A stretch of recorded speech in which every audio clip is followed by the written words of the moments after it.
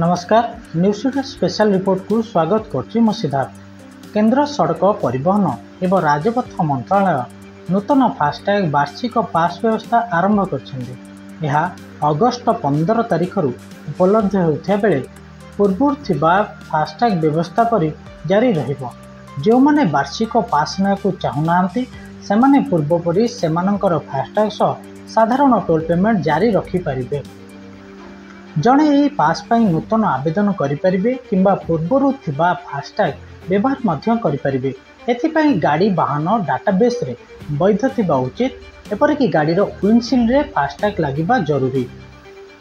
गाड़ीर पंजीकरण नंबर कला तालिकार न रही उचित। जदि केवल 33 नंबर फास्टैग रे पंजीकृत होता है तेबे एथिरे वार्षिक पास जारी करा नाही।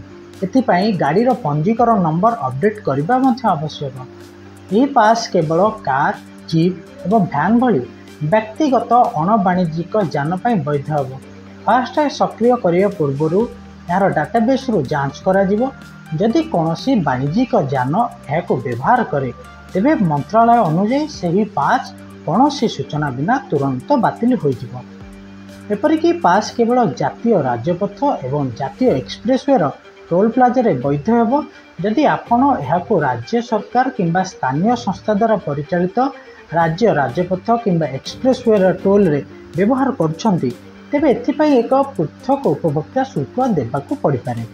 वार्षिक पास थिबा फास्टैग केवल सही जान पई वैध हेबो जेउथरे केवल फास्टैग लागिछि एवं पंजीकृत होइछि। जदि अन्य कोनोसी जान रे व्यवहार करा जाय तेबे उक्त पास को तुरंत बातिल हो जिवो। देय निश्चिंत हेबा परे 2025-26 वर्ष पाई पास 3000 टंका पड़िबो। एही पास साधारणतः 2 घंटा मध्यरे सक्रिय हो जिवो।